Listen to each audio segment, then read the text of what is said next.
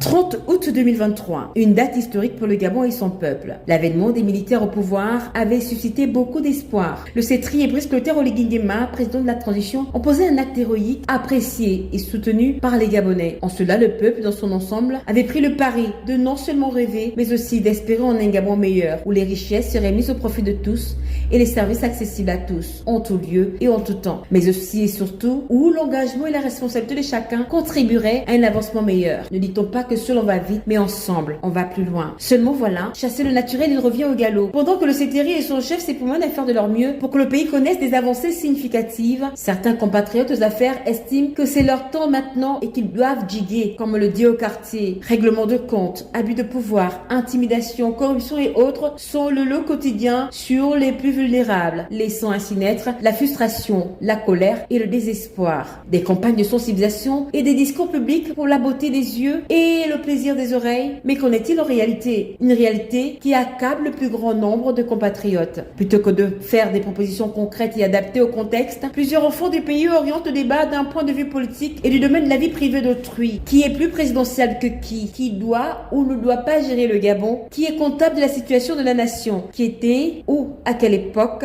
Qui est le proche de qui? Pourquoi un tel et pas un autre? Pourquoi ci et pas ça? Ce n'est pas la voie autorisée pour dire ceci ou cela. Des comportements et des questionnements qui reviennent au quotidien et éloignent des véritables priorités. Quelle véritable stratégie pour une meilleure école gabonaise? Quelle méthode pour un service de santé publique de qualité? Quel mécanisme pour réduire le coût trop élevé de la vie? Quelle technique pour relier toutes les villes du Gabon par des routes carrossables en toute saison? Mais surtout, quels moyens mettre en œuvre pour un changement de mentalité collective? Voilà entre autres des questions auxquelles les autorités actuelles attendent des propositions n'ayant pas de goût ou des couleurs d'intérêt égoïstes et partisans. Des questions auxquelles les populations pour leur part attendent des réponses concrètes et leur matérialisation sur le terrain pour des meilleures conditions d'existence. Pourquoi les Gabonais peinent-ils à comprendre que l'essentiel pour eux ne réside pas dans la politique politicienne, qui a finalement intérêt à ce que le débat ne soit porté que sur la chose politique et pas ailleurs? Répondra qui pourra. Mais en attendant, c'est du véritable Toto Tirnama que les différentes générations se voient être servies du jour comme de nuit. Une situation qui laisse également sur sa fin le numéro 1 des Gabonais, qui a instruit de remanier le gouvernement. Un gouvernement Raymond Donsima III qui a depuis ce 15 janvier 2025 le poids sur ses épaules de faire en sorte que tout marche. C'est ici également l'occasion de rappeler que le travail ne se fera pas uniquement par les responsables de la haute administration gabonaise. Chacun à son niveau doit pouvoir jouer sa partition, en cultivant évidemment l'amour de soi, de l'autre et du pays.